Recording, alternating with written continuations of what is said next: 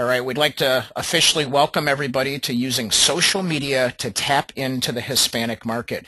And it's funny, you see a lot of logos on our screen right now in terms of some that you're using and some you may not. So we are super excited. And just putting this together with this expert level of panelists, I have learned so much myself and doing so much. My name is Dean Delisle. I am president and CEO of Forward Progress. We do tons of coaching and training, and we want to welcome everybody to this very special webinar today. We have a group of panelists that are second to none. They are smart, they are innovative, they are amazing at what they do, and they all have amazing talents. I'm going to let them just sort of introduce themselves. So I'm going to start with Amy Chilla. I'm so glad to be here with everybody this morning. I am the CEO and partner of Innova Communications, and just a quick little bit about my background. I started my career actually in public relations, which I call the original social media, and we have clients in with specializations in sports, consumer goods, healthcare, and language service companies. Myself personally, I'm a technology lover, so I was a real early adopter to Twitter, LinkedIn, MySpace, Facebook, and I really quickly realized the business implications of these platforms. So fast forward to today, and I would say that probably most of my clients are social media heavy, along with other forms of PR and marketing. So working with product launches, corporate communication, social media marketing, and PR strategy is really where I sit. And with social media in particular, I really enjoy the one-to-one feeling that it has and how brands can communicate their persona. So I am passionate about social media. Yeah, and I'll tell you what, Amy, just in going through just some of the information that you put together, I learned about some new social media platforms, so I cannot wait to get to that section. So I want to welcome and thank you again for participating today. Thank you. We have Michelle Lanter-Smith, principal partner from Brillante Multicultural Marketing Group. Michelle? Thanks, Dean. Yes, I'm the principal partner at Brillante. I handle strategy here, and we like to integrate social media into the campaigns that we do for our clients. So at Brillante, what we do is we move audiences to action. We help our clients reach Latino audiences where they live, they shop, and where they like to play. So we create and execute interactive campaigns that include event work, community outreach, PR, and social media. So we put it all together at Brillante. Much of our work happens right at a store. We have been able to increase same-day sales at some of the nation's largest health and pharmacy chains by up to 48% when we put together our Latino fairs that are, again, a combination of an event, community outreach work, PR, and social media. So at Brillante, my team creates the strategy and the campaign, and we work to get the results that our clients want. Thank you so much, Michelle.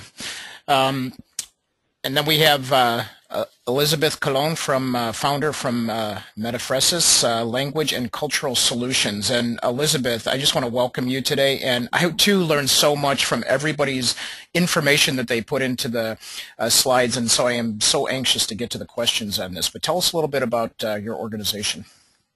Absolutely. Thank you. And good morning to everyone. I am the founder of Metaphoresis Language and Culture Solution, which was established about 3 years ago, and we provide access to on-site interpreting, document translations, and diversity training.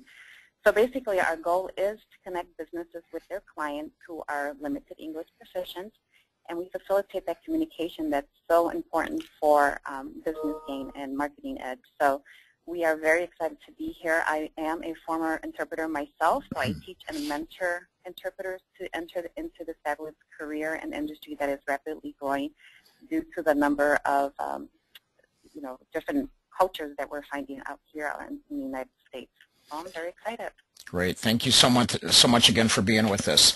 And then we have Teresa Latter from, she is the Director of Program Management from Brillante, and so we want to welcome you, Teresa. Thanks, Dean. It is a pleasure to be here.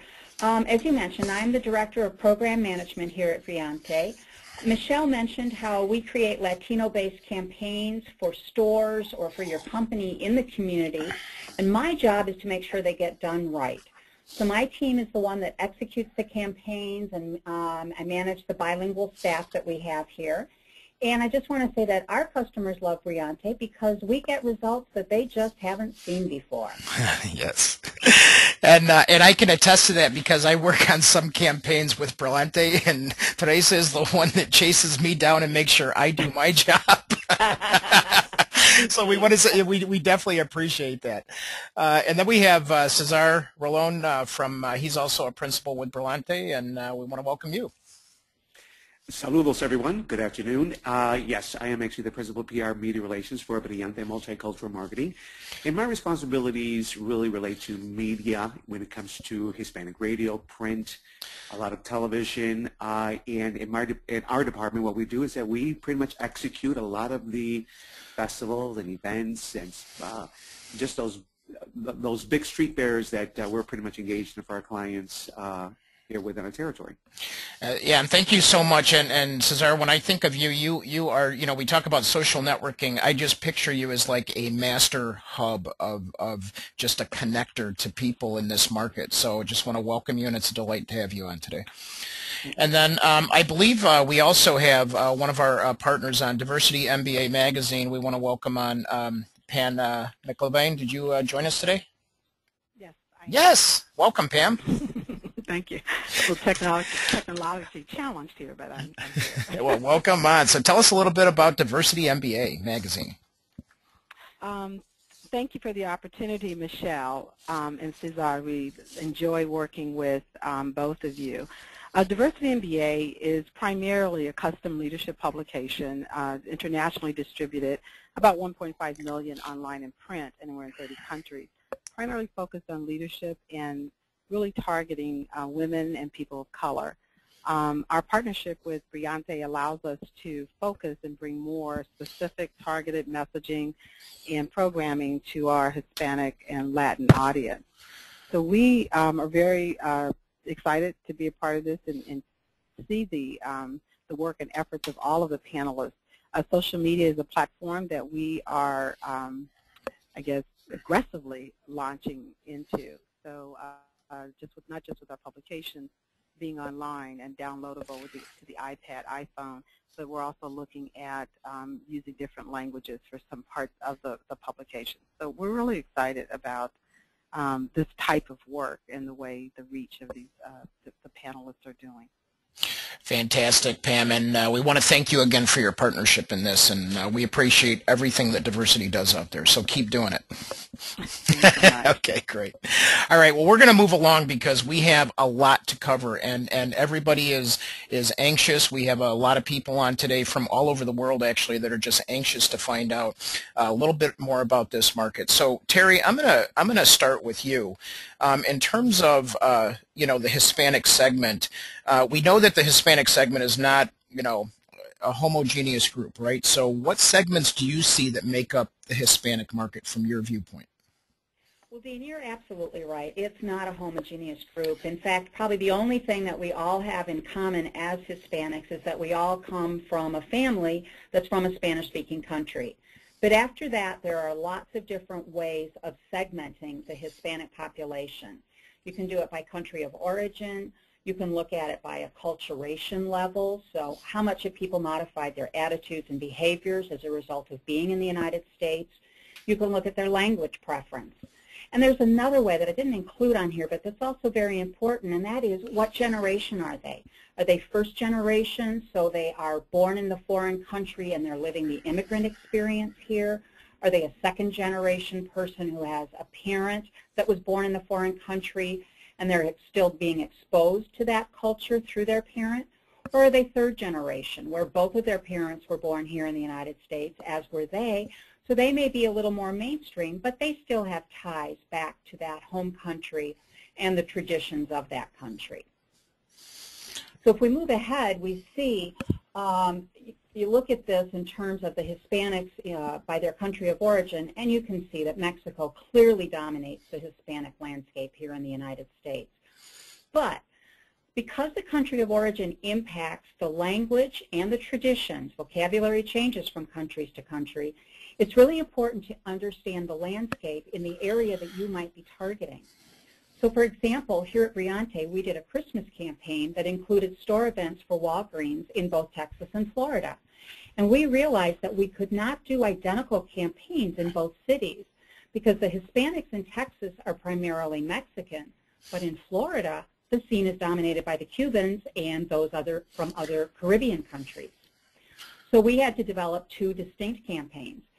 Briante used a theme of Las Posadas in in Texas, tying to the very traditional Mexican tradition, while in Florida we went with the Fiestón Navideño, which was much more of a party atmosphere, more in tune with the kind of celebration that those in the Caribbean countries like. So you really have to research your target and the countries that they come from. And I'll give you a heads up, if you're going to target anything to Washington, D.C., it turns out that those from El Salvador dominate that market. Wow. That was new to me. Yeah. Interesting. Now, if you move ahead to the next slide, here I've outlined some of the different levels of acculturation that we see in the Hispanic community. I'm not going to go through every item on here. It would take way too long. But you will notice that in each category, the top line here will tell you what their language preference is in terms of how they like to be communicated with. You'll also see information about their buying patterns, their choice of media. So all of these things are important as you're developing a campaign. For our purposes, talking about social media, what's really important is to look at what percent in each of these categories is online. Right. So if you're going after the unacculturated group, those that are still Spanish dominant and haven't been here as long, only a third of that population is online. That means social media might not be as big a part in your campaign as it would be if you're targeting the bicultural Hispanics or those who are acculturated, where over 3/4 of them are online. Then you can really blend social media into your campaign more heavily. Well, and Terry, I know Amy's going to go into this a little deeper, but then even within those segments, what you have to watch out for is even though they're online, you have to make sure they're also in that platform online because they're not necessarily all in Facebook or LinkedIn as, you know, or in Twitter. You have to pay attention to those areas as well. Absolutely, absolutely. That's great. That's great. This is awesome information and awesome data. So, you know, you've sort of just shown us, you know, that the characteristics of Hispanics can vary depending on the, you know, on a variety of factors, and it's awesome data. You know, go a little deeper into what the online Hispanic looks like. Well, it turns out that the online Hispanic is very attractive for marketing purposes, and I think you can get that by looking at some of the bullets here. First of all, they tend to be young. They're over half of them are in the 18 to 34-year-old age group, so that's very attractive to marketers. They're also affluent. They have buying potential. They're in their spending years, and it turns out that over 68% of the Hispanics that are online use credit cards, as opposed to only 58% of the Hispanic population as a whole. So that's kind of important. They also tend to over-index in many areas of online communications. They are early adopters. So they've been doing social media and are doing more of it than even the population in general. And this particular group, the online group, tends to be bilingual. So you can reach them in either Spanish or English. The main takeaway here is that this particular group that we will find online are more affluent and the more educated Hispanics than the aggregate Hispanic population as a whole. Interesting, interesting. So let's say I'm now looking to target them, and I have a business and I want to go out there. So how do the Hispanics typically use social media in their daily lives? So if I want to reach them, what is that? You know, what are they actually using it for? Well, they're using it for a lot of things, and let's start first by saying, as I mentioned a moment ago, they do over-index in social media. They are heavy users of Facebook, Twitter, Foursquare, MySpace, which they tend to still be used by. Right. Everybody thought that was dead, but it's still there. So the Hispanics are keeping it alive. Right. How do they use it? Well, they use it in a variety of ways. One that's quite interesting is for job searches. They over-index in their use of social media for finding jobs. They are 2 times more likely to use social media than non-Hispanics are when they're doing a job search. And part of that is because they use it a lot for contacts, for networking. They, of course, I'm sure it would be a kind of an obvious assumption, they stay in touch with the geographically dispersed members of their family, and they use it to keep in touch with their culture. It's a great way for keeping up with Spanish music, with Spanish movies, videos, and they take them viral. So they're very good at doing that.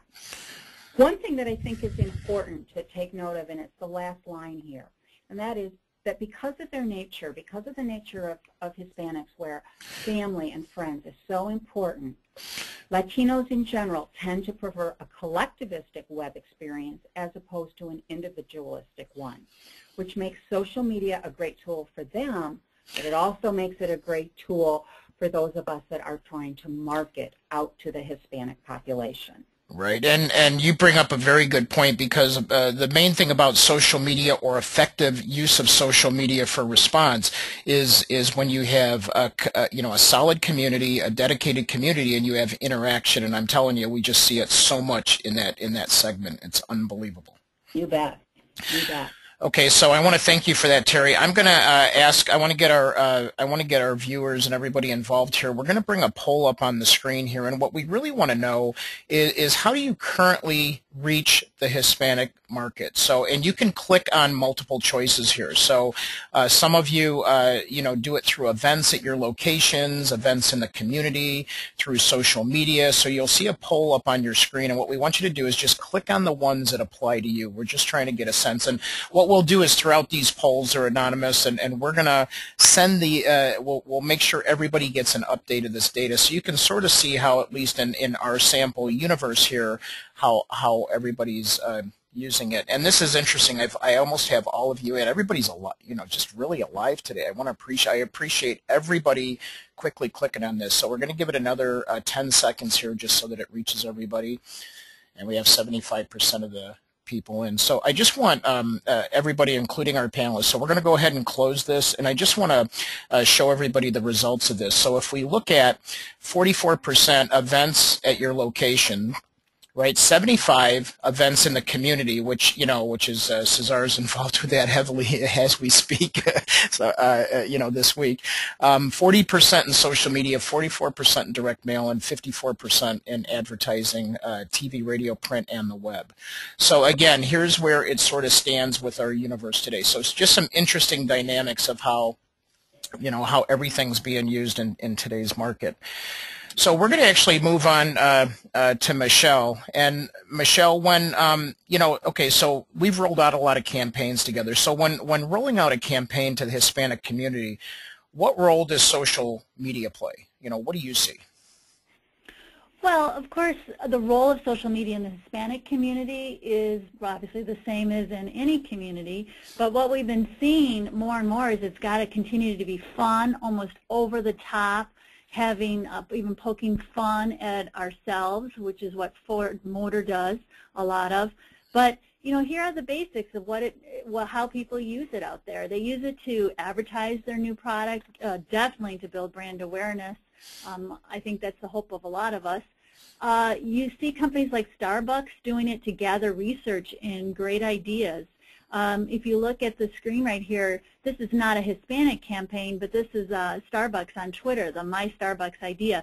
This actually won an award for being one of the top 10 campaigns, social media campaigns, just because of its ability to generate brand awareness and get the customers engaged. And as a byproduct, they got a lot of great ideas that they've implemented at the stores. For instance, low-fat and high-protein items for breakfast, free coffee for Gold Card members on their birthdays, Starbucks VIP cards, splash sticks, buy coffee beans, get a free cup of coffee. All those things that you might be seeing right now came in through their Twitter campaign, the My Starbucks Ideas. So it's really a wonderful way to get research, and those of us that have strong research backgrounds really love it. If you look at, though, another avenue, again, is really conducting brand awareness. GAIN has been doing this in the Hispanic community for a couple of years. This is their last year campaign that I have up on the screen right now, where they use celebrities. In the Hispanic community, celebrities have great interest and power. It attracts folks. They're very important. And so here they've used Sabrina Soto. She's a native of Miami and a popular interior designer on TLC and MTV. So they've partnered with her, and she's on there talking about contests. Again, contests are very important engagement points when you use social media. It's a great way to get people involved. So here you can win an in-home scent makeover from GAIN's home scent designer, Sabrina Soto. That's what they did last year. This year they got a campaign where if you submit a video, the top winner will win $1 million. So I was just watching this the other night, and they're hilarious. It's all these old men, a lot of them Hispanic, Latino men, walking around with these shirts that are like really ugly and way too small for themselves. These videos are hilarious, and they're singing how by smelling their shirts they can win $1 million. I mean, it's just like over the top and crazy and fun, but it really is getting people's attention. No, so, that's awesome. Yeah, that's what we're seeing a lot of. And another big trend right now is we're seeing the softer side. We're seeing charity play a role. Here you've got Latina Smart. It's powered by Kmart, right? Big brand. And Kmart this is how they're rolling out their cause-related marketing. They've created this Facebook page, this group of Latina women. They're moms, daughters, professional, all kinds of Latinas. The real main emphasis, though, is education is very critical to Latinas to getting ahead. So there's a huge emphasis on education. But Kmart's really smart here. What are they using to get people's attention? They're using these scholarships. They're giving out up to $25,000 worth of scholarships. And they're smart to be here on Facebook because, I know Terry was giving you some statistics, but here's some more. Latina women are becoming one of the fastest growing demographics online. Yes.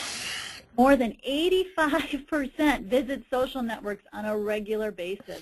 So that's why, Kmart did such a smart thing with this Latina Smart. You also have Latina mom bloggers, huge, because Latinas are online and Latina moms are online so much that's just taking off. And then finally you go to the next page. Here's my favorite. Right. Ford Fiesta. If you haven't seen some of their webisodes, you got to go up and look at them. They are hilarious. But they use these socially vibrant agents. These are actors, but they're talking about their Ford Fiesta, and they're kind of explaining the different features, but again, they're just poking fun at themselves, Ford, everybody, and they're just totally viral. Last year they did 16 of these guys. It's all part of what Ford calls their Fiesta movement, and in 2011, when they launched the 2011 Ford Fiesta, they just kept it going. This year's theme is, it's called It's a Pretty Big Deal. And then, of course, they have lots of advertising out there, but they've continued their non-traditional approach with social media. And here you can see their Facebook page, which is ready for your world. And you've got people up there talking about how proud they are to be Latino.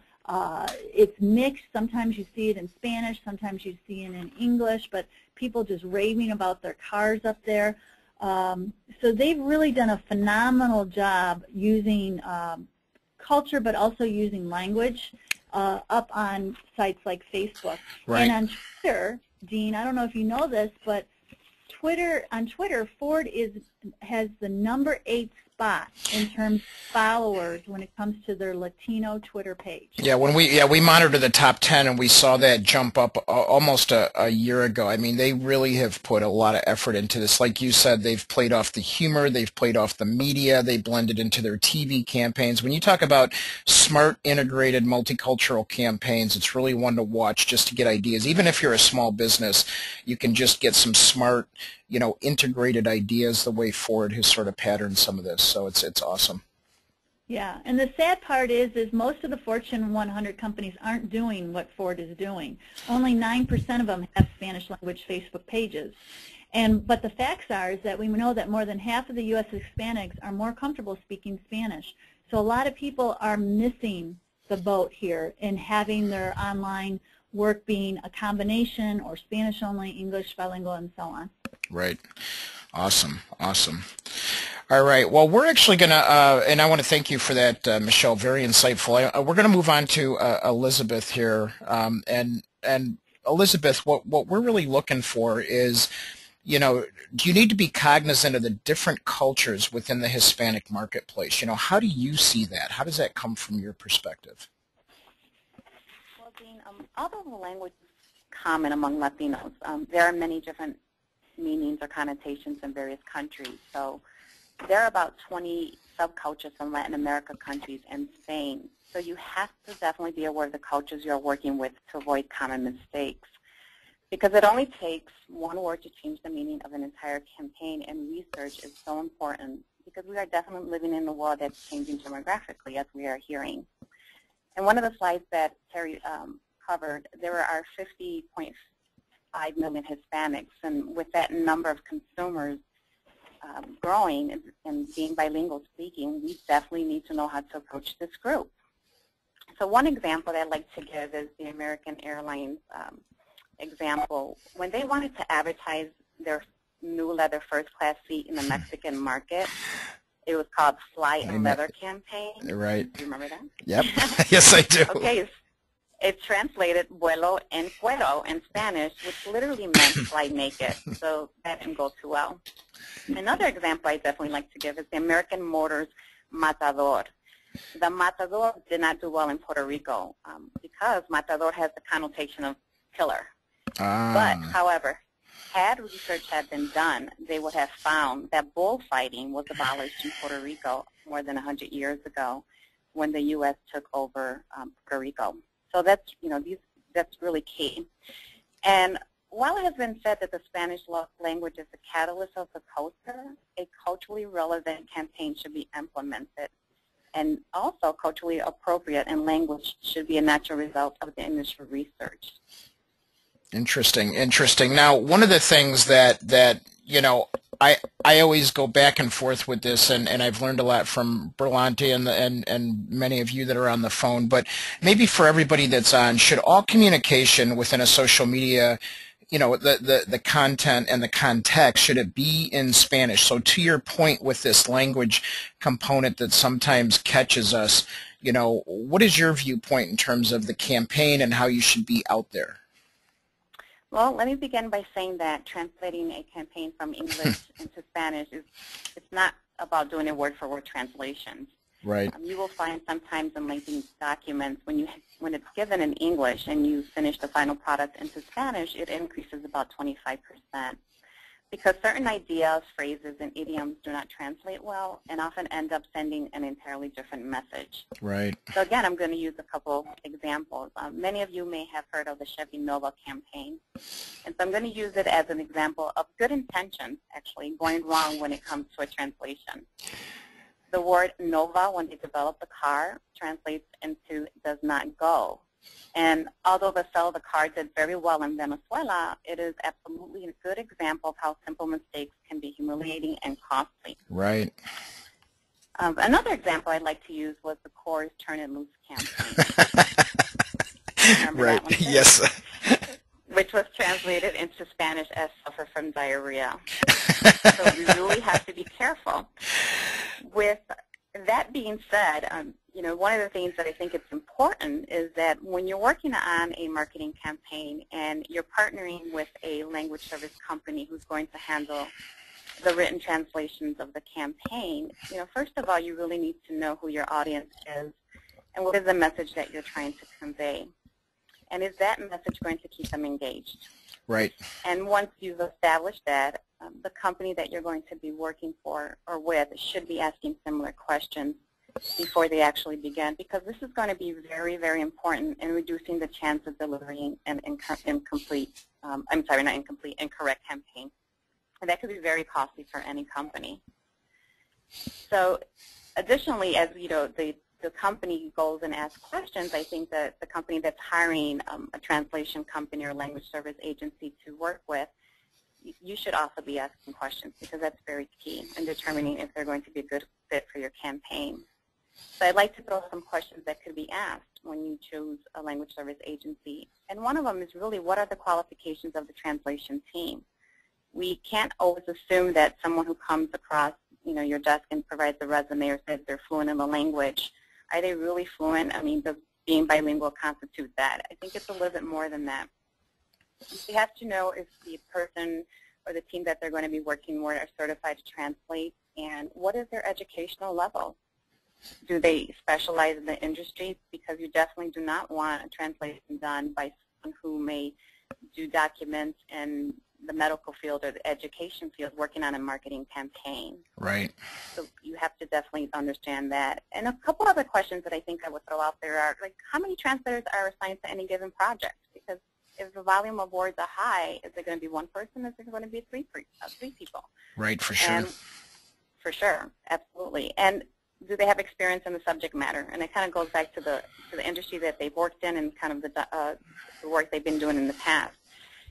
And finally, does the translation get proofread before the final submission? So you just don't want one translator doing one project. Who's going to edit and proofread that for the nuances that are important in your marketing campaign? And I was just thinking as you were saying that, how Terry broke it up into different sort of the types of cultures too. So you really have to be sensitive with, maybe what generation and things like that as well. I mean, I could just see where even that at the language level could have a huge impact. It definitely can, and it can be very costly. And you have to throw it all out and start over. So it's really important to kind of match up the right person and the agency. Amazing. And I don't know how you keep up with all those translations. My brain can't even fathom how that works. But I want to say we appreciate all that you do with that. So thank you so much, Elizabeth.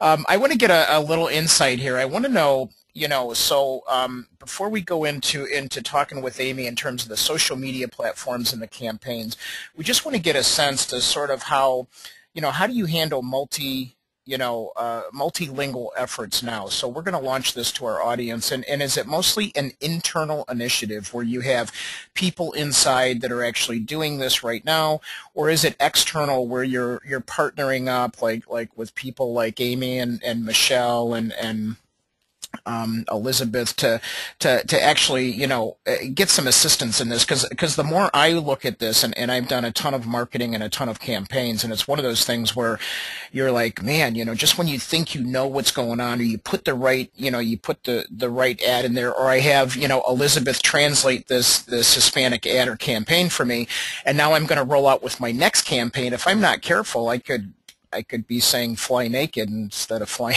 leather, whatever that translation is, right? So I can just see how this can be tremendously important. So I just want to thank everybody for participating in this. So just for those that want to see, 80% of you currently do it internal, 20% external. So, and I guess that would depend on relative to the volume as well.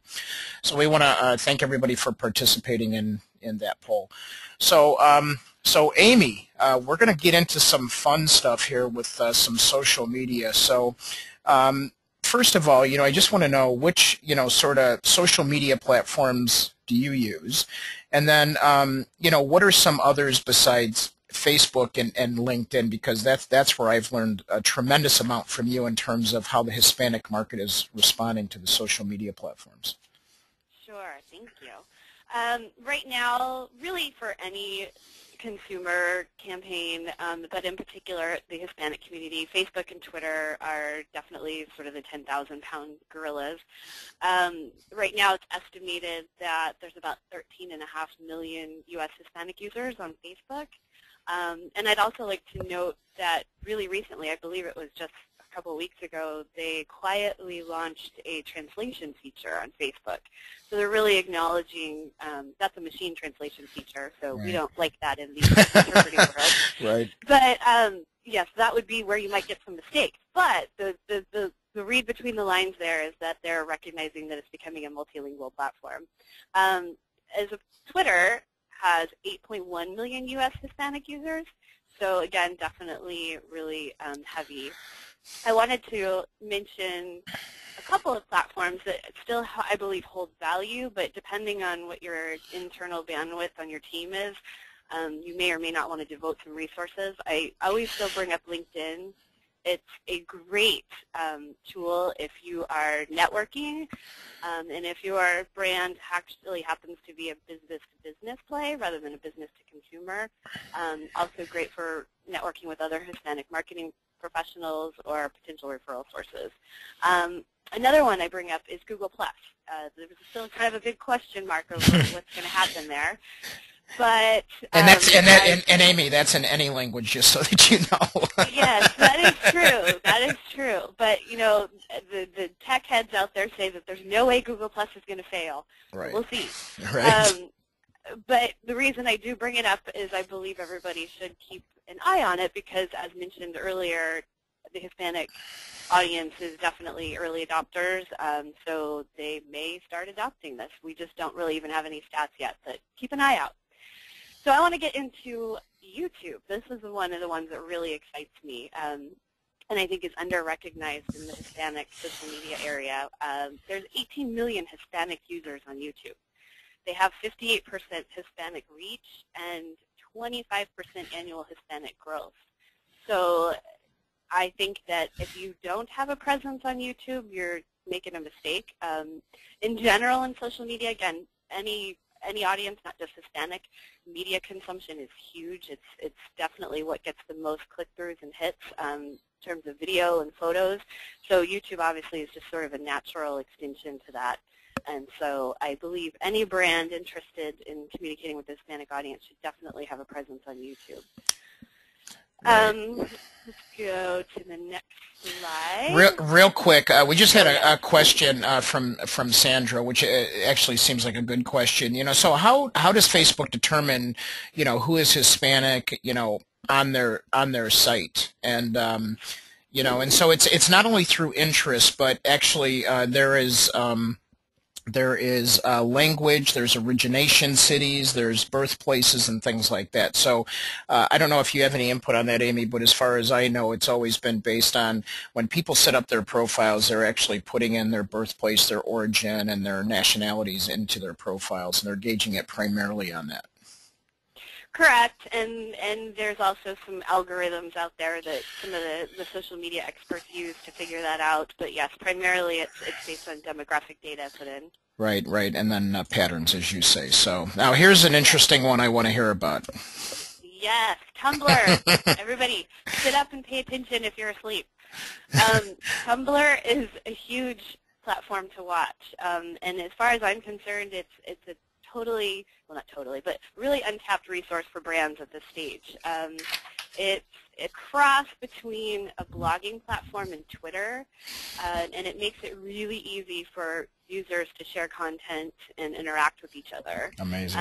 One of the most recent statistics I've seen is that there are over 28 million Tumblr blogs, and they have a really intuitive liking and reblogging feature, so users will share photos, videos, articles with their followers who then amplify the content by reblogging it to their networks. So in September of this year, they actually announced that they're supporting Spanish. So everybody, again, take note. I have to talk about these statistics. I know that they're on the slide, but just to reemphasize, in July of this year, their Hispanic visitors skyrocketed to 1.5 million, wow. Which is 11% of the U.S. traffic. And in the past 12 months, their U.S. Hispanic traffic grew 312%. Wow. So I will say it again, 312%. Tumblr. So everybody write down Tumblr and start to learn it and use it. I mean, a lot of these social media platforms we sort of call the wild, wild west of social media, but they're quickly catching up to some of the heavier used platforms. Amazing. Dean, this yeah. is, I just wanted to mention that this morning I read an article about research that came out just this month that shows that Hispanics over-index the non-Hispanic population in terms of reading blogs and writing blogs. Ah. So that really shows up when you look at some of the data here that Amy is sharing. Okay. Interesting. Now, Amy, we have a couple of other ones that are sort of new to the folks in the audience today. I'm excited about these as well.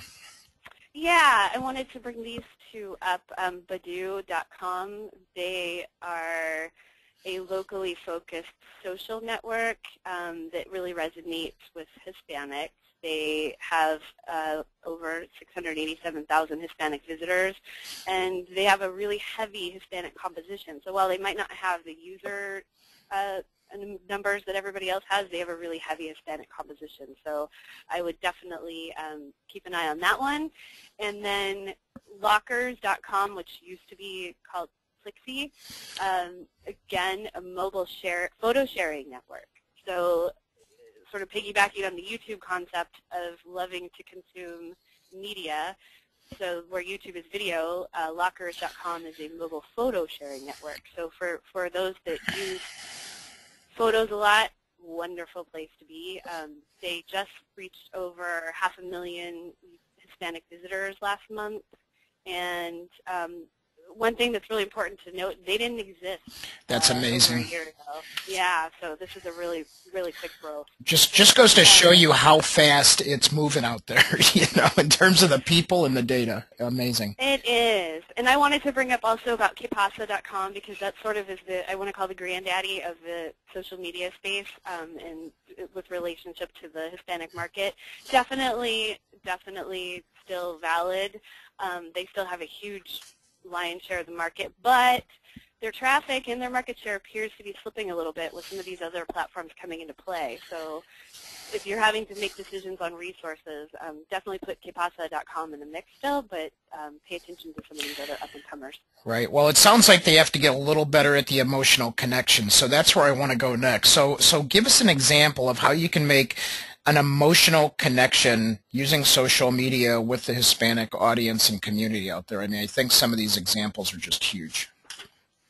Yes, and I'm going to take a little bit of a step back here, and I'm going to say a statement, and I want everybody to absorb it and listen to it. Social media is about being social. Yes, thank you. It's not about selling your product. It's not necessarily, it's a soft sales tool, but it's another way to engage into a brand. So don't expect your sales to skyrocket from using social media. What you should expect is your brand affinity to skyrocket. So right. I'm just going to say that, throw it out there, everybody absorb it. So one of the examples I like to bring up is the NBA. They had a great use of Spanish to engage users, and I've heard many people in the social media world consider this to be the original model for what to do with an Hispanic social media campaign. So they currently have over 250,000 Facebook fans, and they created a campaign with very much, it was very thoughtful, and they had a lot of research, you can tell, about how to communicate with their audience. And it started even with the name, which, if you think about it, as a Spanish speaker isn't going to say NBA. They're going to say NBA. So they actually took it so far as to name their pages and their campaign NBA. So, and it's natural Spanish, and it's got great searchability for the Hispanic community. Once they had this up and running, they continued with really good content mixing with creative photo captions, video highlights, and player interviews with other interactive content. They really engaged their fans by asking questions. So I would encourage everybody to go find NBA and like them and sort of learn from what NBA did correctly. Right there, it's just truly amazing what it's just amazing what they've put into that. Amy, in terms of what are some examples of companies that are leveraging social media to build strong relationships? Because you said a key thing, you have to be social. So social means interaction, which means building relationships. And then tell us a little bit about the ones that generate leads sort of in the Hispanic community. So we not just brand awareness, but we look at actual lead generation at that sense. So. Well, one of the great examples that I like to bring up is Being Latino. They actually took a different approach. And some of these examples coming up, everybody took a slightly different nuance because they realized how their brand audience was really going to be communicated with the best. So Being Latino actually, whereas NBA's campaign was primarily in Spanish, Being Latino knew that they were communicating with a little bit of a different audience. They were engaging the U.S.-born Hispanic, perhaps second, even third generation mostly.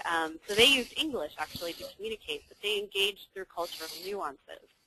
So they really honed in on what their goals were of engaging the U.S.-born Hispanic, and they trended with their content. So they would take popular cultural issues, events, sports, things that this group really identified with and went into their sense of pride and brought that kind of content to their post.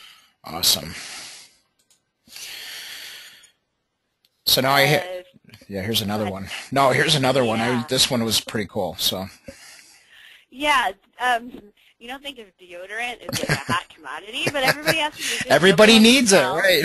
Everybody needs it, kind of like the Gain, men sniffing their shirt. Right. So Degree Men took yet a different approach. They really wanted to build their affinity through sponsorship, and they indirectly engaged their fans. So what they did is they said, hey, what's going to get our potential fan base to really connect with us? Well, with the men, with the male Hispanic population, sporting events are huge. So they chose the most popular sport, soccer, football, and they became a sponsor of the Mexico men's national soccer team, and then in turn chose some specific athlete highlights and sponsorships. So what they did, which was so smart, they used this as an engagement tool. So they really actually found people who wanted to be fans of the sporting team and athletes, and then they instantly had a hook into getting these people to like them. They used heavy media, which they know is very popular with this group. So they used rotating graphics and cultural visuals. Right. So once they had the people in, they really did well by using their content to continue engagement. So if we assume the initial attraction was the athlete or the team, once they captured, they needed to keep everybody. And they used World Cup photo tagging, and they used giveaways for their users, such as a wallpaper, which is a genius branding opportunity, because if somebody downloads the wallpaper, then you have branding sitting on their computer full time. So they really took it and thought through a great way to do this cultural affinity. Well, and to your point, they also did a tremendous job with their Facebook or with their YouTube integration with this too. So I remember this campaign. There's a decent footprint on YouTube, to your point of how that was used before. So now we have one here that is Spanish only. So when we were talking earlier about, do you do bilingual? How do you lead out with language? Maybe this seemed to be an interesting example here. So. Yeah, I mean, we have definitely covered that in different areas on this call with the different panelists already, but a specific example, a Spanish-only approach on Facebook, AT&T Latino is a good one to look at. They have an entire Facebook page dedicated specifically to their Hispanic audience, which is completely separate from their English-speaking AT&T Facebook page. So they have their own unique call to actions and their own unique branding messages, which, as many of you will know, if you're communicating to an Hispanic audience, will be slightly different and sometimes completely different than what you would have for an English-speaking group. So that's a good Spanish-only example. Right, and then here we have sort of a bilingual example where they've sort of Pepsi has gone and done both the English and the Spanish version. Yeah, this is a little bit of a different group. Again, probably third generation, pretty young, engaged group where they typically do speak both English and Spanish. So you can, if you go to that page, you can, Pepsi, you can see that they literally in the same sentence will mix in English and Spanish words. So they've taken the bilingual approach to the nth degree. Right. And Sanjay just asked if they sort of keep them separate or integrate the campaigns. And I know Pepsi in this instance did integrate the campaigns, so they cross-linked both the campaigns and some of their pages and videos. So they did cross-promote, and that's always something that's suggested, especially when you are going bilingual. So, Amy, we're going to talk a little bit about kicking up, a campaign, and as you know, both of us have done thousands of campaigns. I'm gonna speak just for a few minutes because we're running a little toward the end of the top of the hour. I'm just going to do a 60-second rundown on just a general social media launch or social media initiative. And then what I'm going to do is come back to you, and I want you to speak, specifically to Hispanic social media campaigns. So, I mean, that's where I really appreciate your expertise in on this. So, when we look at a campaign, we talk about defining the goals and objectives. What are we trying to hit?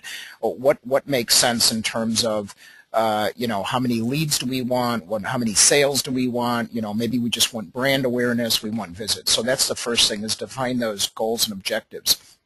Especially online, we say commit trusted agents, and to us that means partnerships online, people that are hubs like everybody that's on this panel today, but people that are sort of trusted agents in the space, and I can just imagine how that plays in the Hispanic community. And then confirm, your target, in terms of, we've talked today about language, and we've talked about generations and demographics and things like that, and you have to think about that target, if you will. And then probably one of the hardest things is define your inventory. So maybe, you need to talk to somebody like Elizabeth to translate some of your material or some of your language, or maybe even, have 2 different videos and be bilingual. But you have to look at the inventory that you have and try to determine what makes sense. What makes sense for this campaign that we're talking about, because many of us have great inventory of stuff in our, for the things that we're going to promote. They just may not be properly defined to our target. So we really want to take that out, and don't necessarily have to start from scratch and make this a mountain, but you do have to define it as a project so you get a good ROI. And then you want to build and optimize, your sites. So we looked at, Amy showed us a ton of great examples, some that are single language, some that are bilingual, and you want to build and optimize those platforms. And then confirm your destination. Where are you going to take them? Where is the destination for the community? Once you are ready to take them somewhere, be very clear about your destination. I think people mess this up more than we know, in terms of when we look at bounce rates, and they start a conversation on Facebook, or they start a conversation in Twitter. They give them a link, and the link lands them somewhere where the conversation doesn't continue. So you have to think about that destination. And then write it out. Write it out and develop sort of a launch plan, and define who's going to help you, and put some hard dates behind it, and then execute and measure to get your results. Now, Amy, that's probably the fastest I've ever defined how to do a social media initiative or launch plan, but I wanted to give you space. And yes, everybody, we're going to give you an opportunity at the end. Everybody that's on today can get a free kit that I just want to thank Brillante for putting together, which will include these slides and a whole bunch of other cool worksheets and stuff. So I just want to let everybody know, because a lot of people were asking about that. But Amy, so that's a standard campaign, and everybody will get a copy of that flow. But how does this apply with a Hispanic social media campaign? What parts would you insert that are so critical to make sure it's successful? I think that there's a couple of extra steps you're going to have to take when you're doing the Hispanic social media campaign. And the first really is, and we've sort of hammered this home very well in this webinar, is determine how you're going to communicate. Right. So really circle back and with your brand and your company, assess how your audience likes to receive their communication. So again, single language or bilingually. That's the very, very, very first step. Right. And if you're going to communicate in Spanish, you have some options that I think people need to know about, in particular on Facebook. And we've gone over some of those with some of the examples. I'm creating a new page completely separate from your English page, which would be in Spanish. It's a popular choice, but it's a bandwidth issue. If you're keeping things internal and you don't have the human capital to manage multiple pages, that might not be a fit for you. But right. Some companies that people could look at, AT&T, CNN, excuse me, Tostitos, and of course the NBA, they've chosen this path and have grown substantial followings by doing Spanish-only pages. Another option is posting to everyone, which means integrating all Spanish content onto your existing English page. Right. The drawback, if there is one of this option, is that anything you post then is going to appear on Facebook in your stream to all fans, whether they speak Spanish or not. So if you have a English only and a Spanish only speaking part of your consumer base, that may or may not be the option. The third option I really think is huge these days, because the technology now has become very cost effective and very easily accessible, is landing pages. Right. You go to pretty much any brand, big brand, or even a lot of small and medium-sized brands now, if you go to their Facebook page, before you like something, you're prompted with either a custom graphic or some sort of call to action, and then they say, hey, please like us. Well, that's a landing page. And a lot of people have it for different products or campaigns within, so you can have multiple. So by creating a custom landing page, you can use this as a second wall, which your brand can put all your Spanish-speaking content on there. So I'm gonna blow through this quickly because I see we're running up to the end of the hour here. We have a lot more good stuff. Okay. So bottom line. So steps to implement the Hispanic social media campaign. Yeah, bottom line, what you put up, Dean, absolutely applies to both Hispanic and but English-speaking social media campaigns. A couple of things I want to pull out from that is when you're determining how you're going to communicate, making sure you're doing that strategy plan. I know Dean mentioned it. I'm going to mention it again. Another one of those things to absorb and remember. Too many people, too many companies start just posting things on Facebook and Twitter and don't have a plan around what they're doing. What your plan should include is your brand voice. And what I mean by that is building a persona.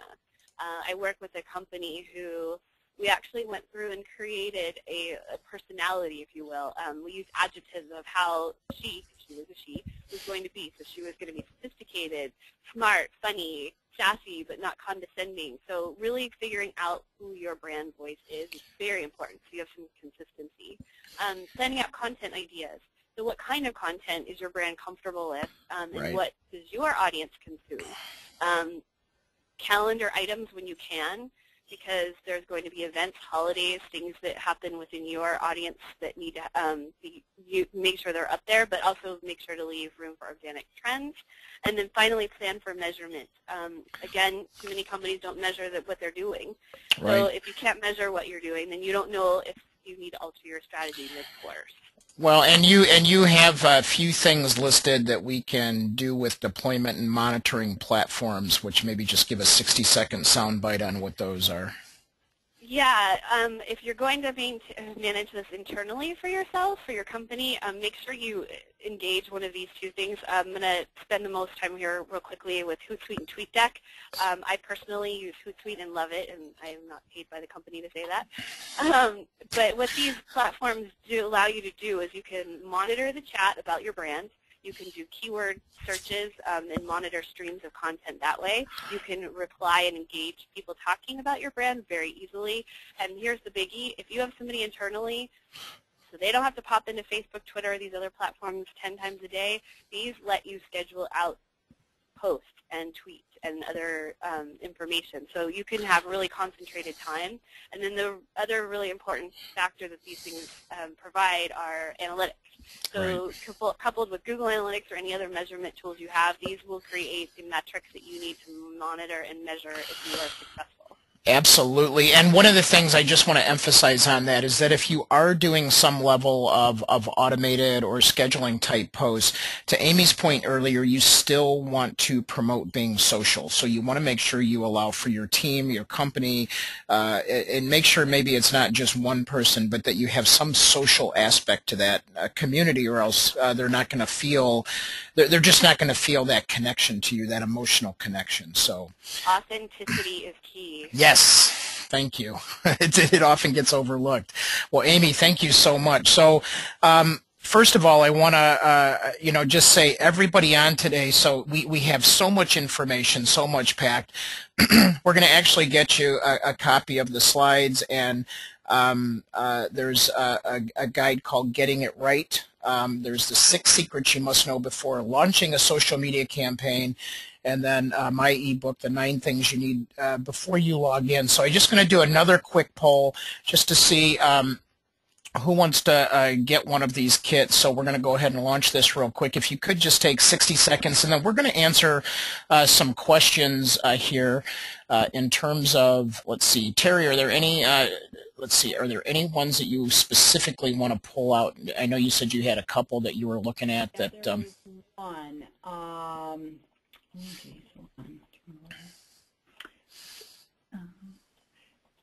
This is Michelle. The question was regarding to if you do something online, how do you take it off-site? You know? Yeah, so how do you translate? How do you get somebody and take them from an online situation to offline? And Amy, maybe you can participate in this, but really, first and foremost, if you define that destination, you have the intent of how you're going to take them from an online community or conversation to that destination. But Amy, maybe you have some input on that.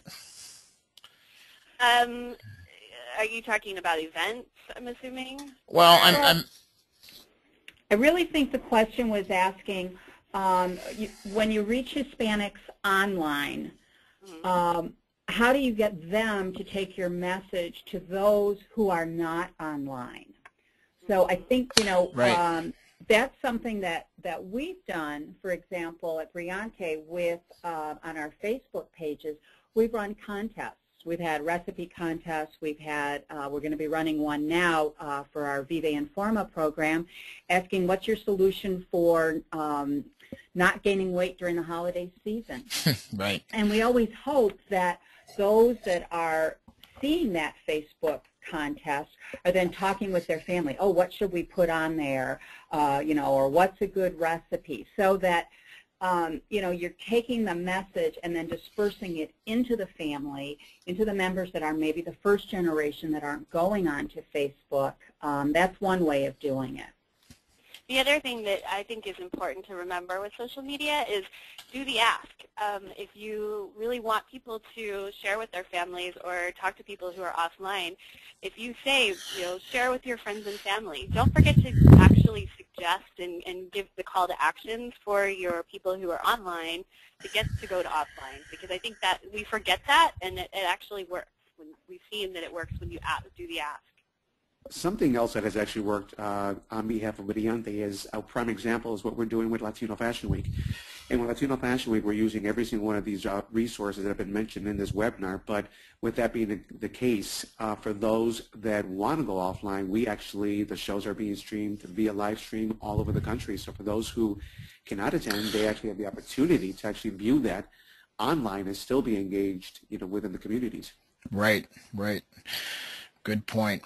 All right, there's another question in here that's pretty good. In terms of if you're looking to create search, SEO or search engine optimization, which a lot of times goes hand in hand with social media efforts and campaigns in Spanish, will this reflect in Spain and South America? Well, just like with Facebook, Twitter, or LinkedIn, as well as any of your SEO efforts, you can localize it now. So, years back there wasn't this ability to localize things. Well, now we can actually localize those as well. So, let's see. Dean, there's another really good question too. I know we're about to run out of time, and it's really, the question comes in, we're looking to attract Hispanic brides and wedding through social media. Where to find them and what's the best way to do so? I thought, Cesar, you might be able to answer this one the best in terms of how to really connect with the whole wedding community, brides and so on.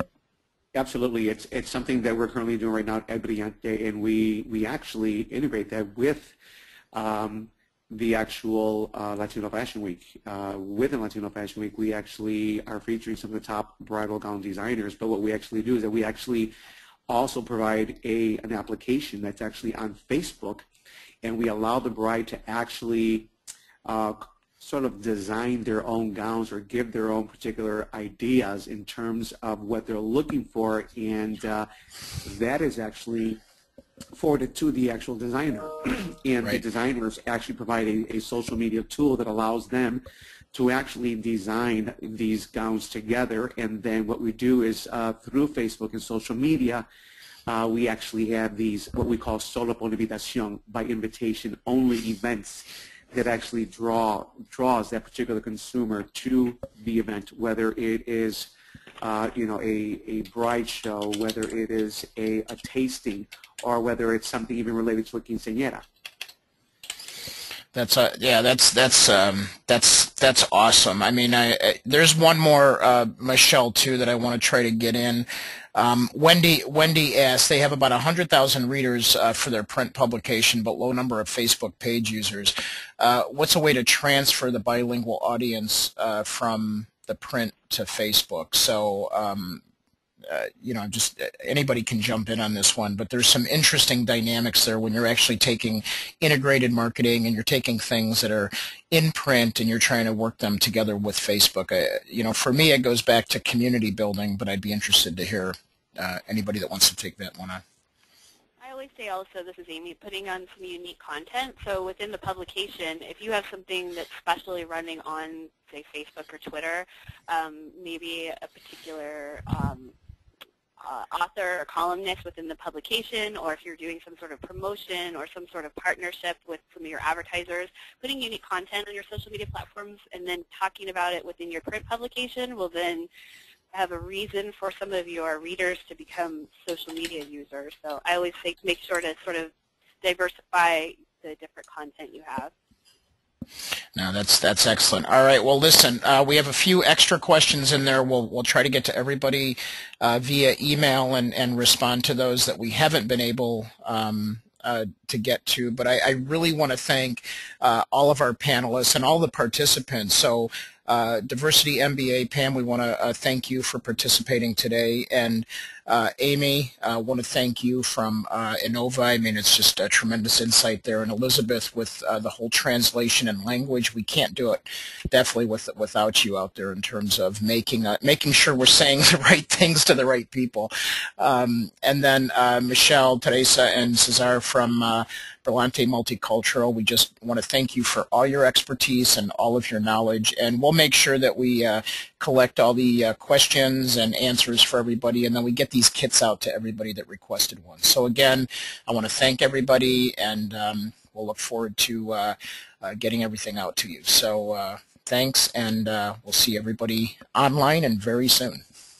If we could just say one more word, remember, Latinos are made for social media. No one celebrates harder than us. Yes, that's for sure. And we love to celebrate with you. All right. Thank you so much, everybody. Have a great day.